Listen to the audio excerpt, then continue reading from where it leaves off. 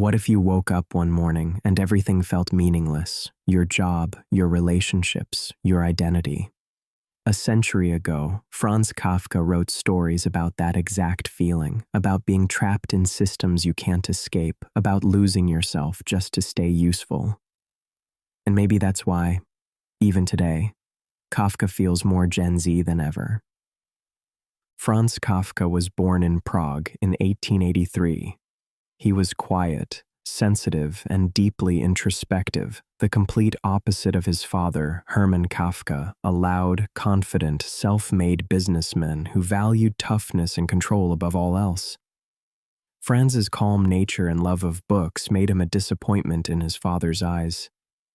To please him, Kafka abandoned his dreams and switched from chemistry to law, a field he despised, just to earn approval that never came. That need for validation and the pain of never receiving it would haunt him for the rest of his life and shape everything he wrote. Kafka worked as an insurance clerk by day, bored, anxious, and suffocated by the monotony of bureaucracy. By night, he wrote. Writing was his escape, his way of surviving.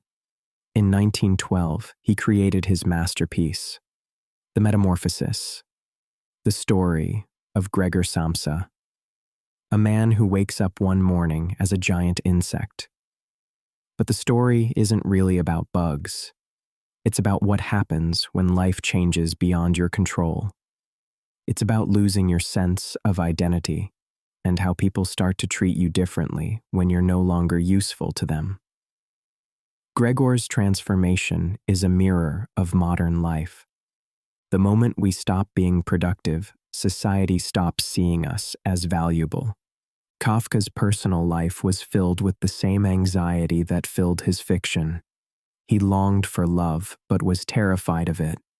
He called marriage a cage, not because he hated connection, but because he felt unworthy of it. At 34, he was diagnosed with tuberculosis, a slow, painful illness that made eating and speaking nearly impossible. He died at 40, believing his life had been a failure. Before he died, Kafka asked his best friend, Max Brod, to burn all his writings. But Brod didn't listen. Instead, he published The Trial, The Castle, and America, giving the world one of its most haunting literary voices. Without that act of rebellion, Kafka might have vanished into obscurity. Instead, he became immortal. So why does a man born in 1883 feel so relevant to a generation raised on Wi-Fi and burnout?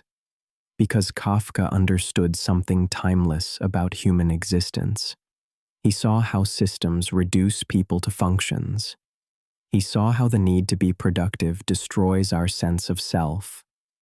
First, productivity equals self-worth. Kafka's characters live in a world where their value depends on what they can produce. That same mindset drives today's hustle culture, where burnout is a badge of honor and rest feels like guilt. Second, there's the feeling of being an outsider. Kafka was a German-speaking Jew in Prague, alienated from every community he belonged to. Gen Z knows that feeling too. We're more connected than ever, yet we feel lonelier than any generation before us.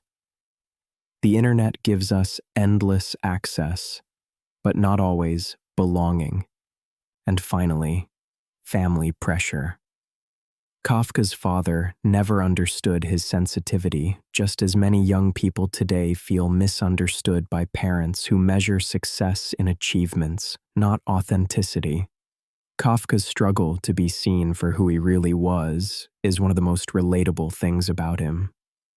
Kafka died believing his life was meaningless, but maybe that's the most Kafkaesque truth of all, that even in despair, there's connection.